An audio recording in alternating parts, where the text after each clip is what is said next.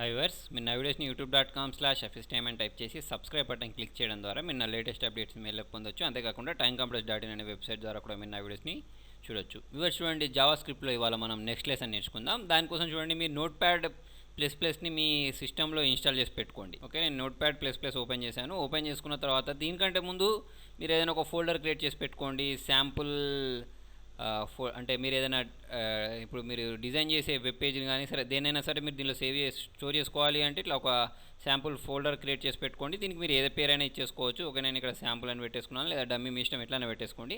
ఏంటంటే దీన్ని సేవ్ చేసేదంతా నేను దీనిలో పెట్టుకుంటున్నాను అన్నట్టు. ఓకేనా, తర్వాత మన ప్రాజెక్ట్ అంతా దీనిలో పెట్టుకోవడానికి యూజ్ చేసినాం కదా. ఇప్పుడు మనం కోడ్ రాద్దాం. చూడండి, ఇవే ట్యాగ్స్ ఉంటాయి. మీకు HTML నేర్చుకున్నారు కానీ అది ఓకే, ఆ HTML ట్యాగ్స్ యూజ్ చేయడం ఉంటుంది దీనిలో. ఓకే, HTML/HTML అని ఇలా ఇచ్చేస్తాం కదా. ఓకే, ఇచ్చేసి ఇక్కడ HTML అని ఇచ్చేసాం. ఓకే, ఇచ్చేసి ఫస్ట్ ఆఫ్ ఆల్ దీన్ని కలర్ఫుల్గా మీకు కనిపించాలి అంటే దీనిలో కలర్లు ఫస్ట్ దీన్ని సేవ్ చేసేద్దాం. ఓకే, సేవ్ చేయడానికి ఏం చేస్తారు అంటే సేమ్ ఫైల్లోకి వెళ్ళేసి సేవ్ యాజ్, మనం ఎక్కడ డెస్క్టాప్ పైన ఈ ఫోల్డర్ పెట్టుకున్నాం కదా శాంపుల్, దీనికి ఒక పేరు పెట్టుకుందాం, ఇండెక్స్. ఓకే, ఇష్టం మీరు ఏ పేరైనా పెట్టుకోండి, కాకపోతే ఇండెక్స్ పెడుతూ ఉంటారు జనరల్గా. index.html అని ఇచ్చేసి సేవ్ చేశాను. సేవ్ చేసిన తర్వాత చూడండి, నాకు ఇది కలర్ఫుల్గా మారిపోయింది. తర్వాత దీనిలో నేను ఒక హెడ్ ట్యాగ్ పెట్టుకుంటాను. ఓకే, హెడ్ ట్యాగ్ని క్లోజ్ చేస్తాను. క్లోజ్ చేసుకున్న తర్వాత మళ్ళీ మీరు ఇక్కడ బాడీ ట్యాగ్ పెట్టుకుందాం, BODY body tag. Okay, body tag close.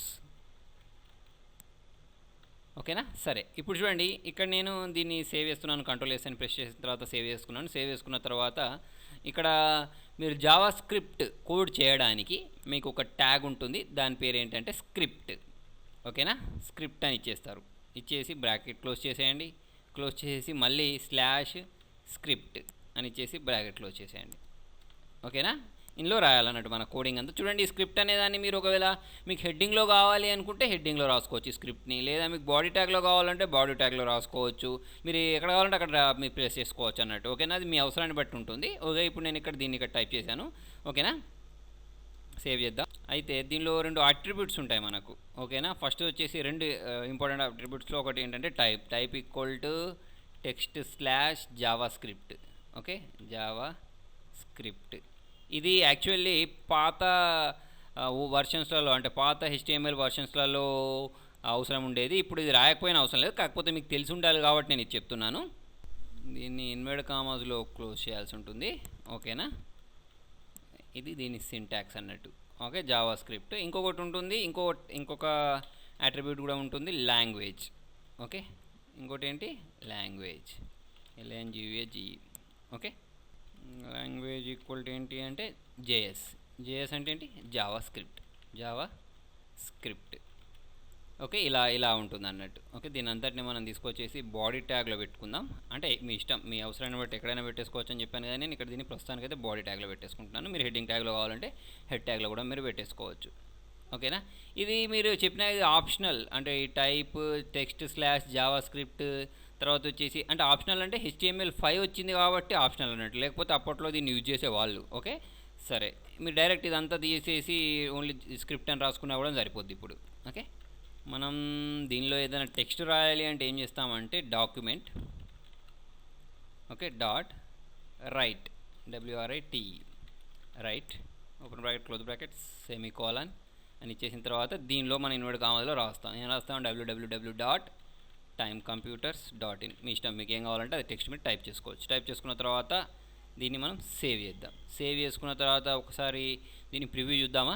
దీనిలోకి వెళ్ళేసి శాంపుల్లో కదా మనం పెట్టుకున్న ఇండెక్స్, దీన్ని డబుల్ క్లిక్ ఇచ్చేసి ఓపెన్ చేసి చూసినట్టయితే మనకి ఏంటంటే ఏం ఎర్రర్స్ లేకపోతేనేమో అది చూపిస్తాను అన్నట్టు. ఓకేనా, మనం నేను ఓపెన్ చేసే క్రోమ్లో యూజ్ చేస్తున్నాను కాబట్టి ఇది క్రోమ్లో ఓపెన్ అయిపోతుంది. మీ ఇష్టం, మీరు దేనిలో కావాలంటే దానిలో ఓపెన్ చేసుకోవచ్చు. ఫైర్ఫాక్స్లో ఓపెన్ చేసుకోవచ్చు, ఇంటర్నెట్ ఎక్స్ప్లోరర్లో మీ దగ్గర ఏ బ్రౌజర్ ఉంటే ఆ బ్రౌజర్లో ఓపెన్ చేసేసుకోవచ్చు. ఓకే, చూడండి, నాకు ఇక్కడ ఇలా వచ్చేసింది timecomputer's.in అని. ఓకే, మనకు మామూలుగా అయితే HTMLలో జనరల్గా ఏం చేస్తామంటే పారాగ్రాఫ్ ట్యాగ్లో రాస్తాం. ఓకే, అంటే PN రాసేసి దానిలో రాస్తాం కదా. టెక్స్ట్ ఏదైనా రాయాలి అంటే ఇక్కడ ఏంటంటే document.write అని ఇచ్చేసి మనకి ఏం కావాలంటే అది ఇక్కడ టైప్ చేసేసుకున్నాం అన్నట్టు. ఓకే, దీన్ని సేవ్ చేద్దాం. సరే, ఇక్కడ మనం మీకు ఇది తీసేసి మరీ చూపిస్తాను. చూడండి, నేను ఈ టెక్స్ట్ ఇక్కడ ఇదంతా తీసేస్తున్నాను. ఓకే, ఇక్కడ ఇదంతా డిలీట్ చేసేసి ఇప్పుడు దీన్ని నేను కంట్రోల్ చేస్తా అంటే సేవ్ చేసి ఇక్కడ రీఫ్రెష్ చేస్తున్నాను. చూడండి ఇక్కడ నేను రీఫ్రెష్ చేసినా కూడా నాకు ఇది సేమ్ ఎర్రర్ ఏం రాలేదు. ఎందుకు అంటే ఇది కూడా సపోర్ట్ చేస్తుంది అన్నట్టు కోడ్. ఓకేనా, దీని పక్కకి ఇది ఇవ్వాల్సిన రూల్ ఏం లేదు. ఓకేనా, ఇప్పుడు నెక్స్ట్ మనకి ఇక్కడ ఇంకా ఏంటంటే సరే ఇంకా కొంచెం టెక్స్ట్ రాద్దాం. దీనిలో ఒక ఆపరేటర్స్ యూజ్ చేసేసి దిస్ ఈజ్ హఫీజ్ అని పెట్టేసుకున్నాను. ఓకే, పెట్టేసిన తర్వాత దీన్ని నేను బోల్డ్ చేయాలనుకున్నాను. అంటే మీరు చూడండి HTML ఏ ట్యాగ్స్ అయితే నేర్చుకున్నారో అవే ట్యాగ్స్ ఇక్కడ యూజ్ చేయాలి, చేసుకోవచ్చు. ఓకేనా, ఇక్కడ చూడండి ఇక్కడ బోల్డ్ అని ఇచ్చేసాను. బోల్డ్ అని ఇచ్చేసి ఎట్లా చేస్తారు మీరు ఇక్కడ /b అని ఇచ్చేసి ట్యాగ్ క్లోజ్ చేసేస్తారు. క్లోజ్ చేసి దీన్ని సేవ్ చేసేద్దాం. సేవ్ చేసేసుకొని ఇక్కడ రీఫ్రెష్ చేద్దాం. రీఫ్రెష్ చేస్తే చూడండి ఇక్కడ timecomputers.in అనేది ఏంటంటే మీకు బోల్డ్ అయిపోయింది. ఓకేనా, ఇప్పుడు నాకు దిస్ ఈజ్ హఫీజ్ అండర్లైన్ చేద్దాం. అండర్లైన్ చేయాలి అంటే సింపుల్గా you. Okay, you tag use చేస్తాం కదా. యూ ట్యాగ్ ఇక్కడ ఓపెన్ చేసేసాను. నెక్స్ట్ వచ్చేసి యూ ట్యాగ్ క్లోజ్ చేసేద్దాం. ఓకే, ఇక్కడ /u అని ఇచ్చేసి క్లోజ్ చేసేసి ఇక్కడ మీరు మళ్ళీ రిఫ్రెష్ చేసి చూడండి ఏమవుద్ది, కింద అండర్లైన్ కూడా వచ్చేస్తుంది. ఓకేనా, ఇలా మనం దాని ట్యాగ్స్ని దీనిలో కూడా యూజ్ చేసుకోవచ్చు. ఓకే, నెక్స్ట్ ఇంకా మనం ఇక్కడ కొన్ని రూల్స్ చదువుదాం. చూడండి దానిలో ఒక రూల్ ఏంటి అంటే మనకు దీనిలో వైట్ స్పేసెస్ కౌంట్ అవ్వవు. వైట్ స్పేసెస్ అని దేన్ని అంటారు? వైట్ స్పేసెస్ అంటే చూడండి ఇప్పుడు నేను దీనిలో ఇక్కడ స్క్రిప్ట్ దగ్గర ప్రెస్ చేసి ఎంటర్ ప్రెస్ చేసుకుంటూ వెళ్ళాను. చేసేసి దీన్ని సేవ్ చేశాను. సేవ్ చేసి ఇక్కడ రీఫ్రెష్ చేస్తే చూడండి నాకు ఇక్కడ ఏమైంది అంటే ఎటువంటి స్పేసెస్ ఇక్కడ రాలేదు. చూడండి ఇప్పుడు ఈ మధ్యలో ఇక్కడ ప్రెస్ చేసేసి ఎంటర్ ప్రెస్ చేశాను. చూడండి ఇప్పుడు సేవ్ చేశాను. సేవ్ చేసి మళ్ళీ రీఫ్రెష్ చేస్తే చూడండి నాకు ఇక్కడ వైట్ స్పేసెస్ అనేది కౌంట్ రాలేదు. అంటే దానిలో ఏం ఎంటర్స్ రాలేదు. ఓకేనా, అంటే మనకి ఇవేంటంటే స్పేసెస్ వైట్ స్పేసెస్ అనేది కౌంట్లోకి రావు. నెక్స్ట్ వచ్చేసి చూడండి ఇక్కడ ఈ timecomputers.in తర్వాత ఇక్కడ స్పేస్ ఇచ్చేస్తున్నాను. ఈ ట్యాగ్ తర్వాత ఇక్కడ ఇలా స్పేస్ ఇచ్చేసుకుంటూ వెళ్ళిపోయాను. సేవ్ చేశాను. సేవ్ చేసి ఇక్కడ రీఫ్రెష్ చేశాను. రీఫ్రెష్ చేసినా చూడండి నాకు ఇక్కడ మధ్యలో ఎలాంటి గ్యాప్ కూడా రాలేదు ఈ రెండింటి మధ్యలో. ఓకేనా, అంటే ఈ వైట్ స్పేసెస్ అనేవి కౌంట్ అవ్వవు అన్నట్టు జావా స్క్రిప్ట్లో. ఓకేనా, నెక్స్ట్ వచ్చేసి ఏంటంటే మనకు ఎందుకు ఇస్తారు అసలు మనకి, ఎందుకు వైట్ స్పేసెస్ అవసరం ఏమొచ్చింది అంటే చూడండి ఇప్పుడు నేను ఇట్లా నీట్గా పెట్టుకోవచ్చు అన్నట్టు. అంటే ఇప్పుడు చూస్తే కోడ్ చూస్తే అర్థం కావడానికి ఇక్కడ నేను ఈ స్పేస్ ఇచ్చాను అనుకోండి, అంటే ఇది వేరే లైన్ ఇది వేరే లైన్ అట్లా తెలుసుకోవడానికి ఇది అనేది ఇస్తారు అన్నట్టు. ఓకేనా, ఈ వైట్ స్పేసెస్ అనేవి ఇస్తారు. ఓకే, మరి మనం దీన్ని బ్రేక్ చేయాలంటే ఏం యూజ్ చేస్తాం? మనం ఏం చేస్తాం, దానికి BR ట్యాగ్ యూజ్ చేస్తాం కదా. ఓకే, BR ట్యాగ్ యూజ్ చేద్దాం. ఓకే, BR/ అని ఇచ్చేద్దాం. / అని ఇచ్చేసి దీన్ని సేవ్ చేసి ఇక్కడ మనం రీఫ్రెష్ చేద్దాం. రీఫ్రెష్ చేస్తే చూడండి ఇక్కడ నాకు లైన్ అనేది బ్రేక్ అయిపోయింది.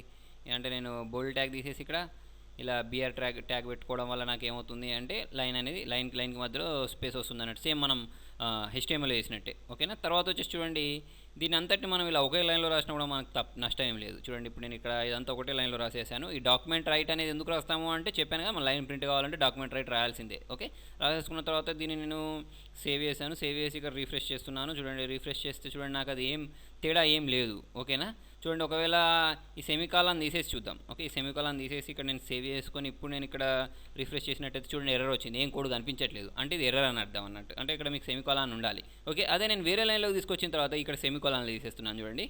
ఓకే, తీసేసిన తర్వాత సేవ్ చేశాను. సేవ్ చేసుకొని ఇప్పుడు రిఫ్రెష్ చేస్తే చూడండి ఎటువంటి ఎర్రర్ రాలేదు.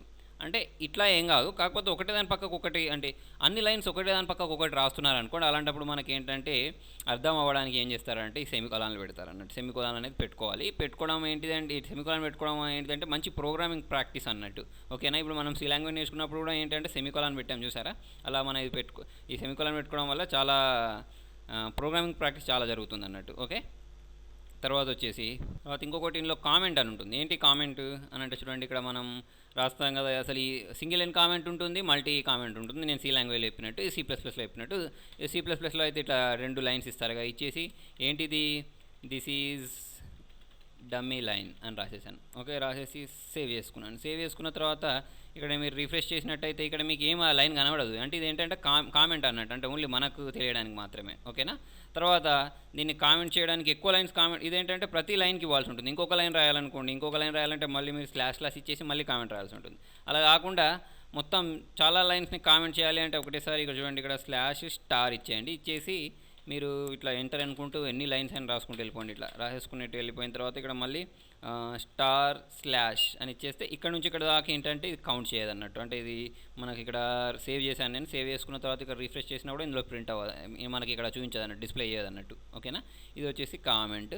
తర్వాత వచ్చేసి ఏంటంటే ఇది జావా స్క్రిప్ట్ అనేది ఏంటంటే కేస్ సెన్సిటివ్. కేస్ సెన్సిటివ్ అంటే ఏంటంటే చూడండి ఇప్పుడు నేను ఇక్కడ విఏఆర్ అని రాసేసాను, వేరియబుల్ తీసుకున్నాను. ఒక వేరియబుల్ తీసేసుకొని వేరియబుల్ ఏ అని తీసేసుకున్నాను. ఏ అని తీసేసుకొని దీనికి ఎంత ఇచ్చేద్దామంటే ఎంతో కొంత ఇచ్చేయండి, ఓకేనా.